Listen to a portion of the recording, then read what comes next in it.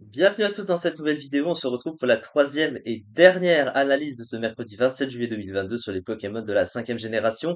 Et on va faire le troisième membre du trio des mousquetaires, Viridium, puisqu'on a évidemment fait les deux premiers aujourd'hui. Alors, Viridium, on peut le considérer, et assez logiquement, comme le plus bas classé des trois, le plus mauvais du membre des trios. C'est à cause de son type, hein, principalement, et d'autres choses. Mais il reste un Pokémon correct dans les sous-tiers. On va voir ça. Alors, il possède un type plante et combat. Alors, plante et combat, c'est un type qui est très mitigé pour beaucoup de raisons. On va aussi voir ça.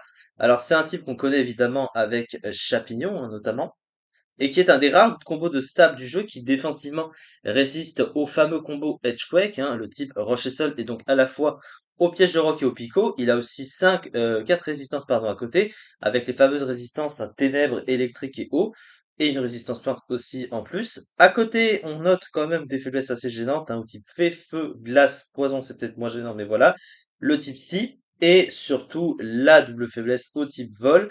Euh, Offensivement, ça semble être un type excellent, mais il est correct sans être excellent. On va plutôt dire comme ça, hein. On peut voir que il est super efficace sur 410 Pokémon, mais il est aussi un peu résisté parce que le gros problème qu'il a, c'est que normalement, deux stabs offensifs pour aller ensemble, l'un doit apporter à l'autre. Et ils doivent en gros synergiser offensivement. Mais la grosse problématique de ce double stab, c'est qu'ils synergisent assez mal offensivement parce qu'il y a presque des combos de types il y a presque des types entiers qui résistent aux deux stabs naturellement. Au moins trois types, ça c'est sûr, et presque un quatrième offensivement. Donc t'as quand même beaucoup de Pokémon qui peuvent venir sur les stabs du Pokémon et donc c'est quand même assez moyen. Il paraît très fort en apparence, mais il n'est pas non plus si fort que ça. Alors son talent, c'est le même que ses collègues, hein, évidemment, Cœur Noble, qui booste d'un cran son attaque s'il prend une attaque de type ténèbres, ce qui situationnellement peut être utile. Au niveau de ses stats, alors il a le même problème que son collègue Cobaltium. Terrakium, lui, n'a pas ce problème, parce qu'en gros, les 129 de stats sont au bon endroit, on va dire. Alors là, c'est évidemment bon d'avoir une bonne défense spéciale, mais on se comprend. Parce que pour un légendaire, un 90 en attaque, 90 en attaque spéciale, c'est pas ouf, hein, ça nécessite au moins un setup pour taper plus fort. Donc, pour un légendaire, c'est quand même pas ouf, encore une fois. Son bulk, il a quand même un excellent bulk spécial avec 129 en SPDF et 80 en PV. Par contre, une défense assez moyenne de 72, donc ça peut être assez problématique. Et par contre, il a une vitesse qui est bonne, hein, 108 de vitesse, c'est évidemment plutôt bon. Alors, son move pool, il est restreint sur certains points, mais globalement, il a des trucs. Alors, offensivement, il a sur ses stats close combat. Alors, c'est vrai que son stab offensif le plus puissant de type plante, c'est lame-feuille. Il ne possède ni méga fouet, ni marteau-bois, ce qui est assez étonnant, effectivement. Sur le spécial, il peut également être joué, hein, puisqu'il a l'accès à plénitude. Donc, il a à la fois Danse Lame plénitude, donc comme Cobaltium, avec des options sur le spécial, bien sûr. Il a Écosphère, Giga Sensu, Exploforce. Il possède sur le physique un Lame Sainte qui ignore les changements de stats, Close Combat, ça je l'avais dit. Lame de Roc qui fait également Coverage. Son pool de soutien est très restreint. Par contre, d'ailleurs, à noter que c'est le seul des trois qui ne possède pas les pièges de roc.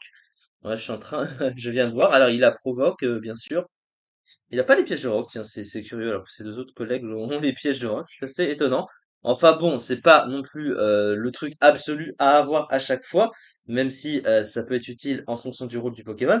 Mais cela étant, bon, il a pas énormément d'options, très clairement, il est assez prévisible ce Pokémon, mais c'est pas non plus si pire globalement.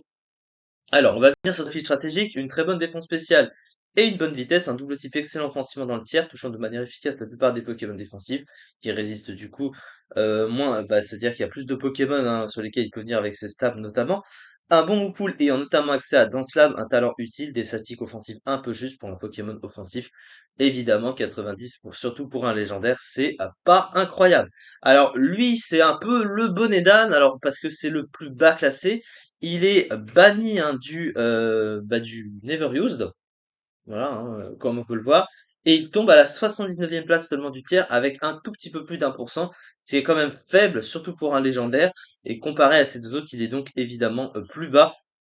Voilà, mais du coup, parce que il y en a un qui est beaucoup plus fort offensivement, l'un qui a la même puissance, mais à côté, il a changé clair pour pivoter, un type avec plus de résistance grâce au type acier. Donc, vous voyez, ça se joue à ce niveau-là. Mais c'est pas un mauvais Pokémon non plus, parce que dans les sous-tiers, il est plutôt correct, hein. Faut pas non plus lui jeter la pierre. Voilà, en tout cas, c'est ça pour cette vidéo. On se retrouve à présent demain pour la suite des analyses sur les Pokémon de la 5e génération. Merci beaucoup de m'avoir suivi et à très vite pour la suite.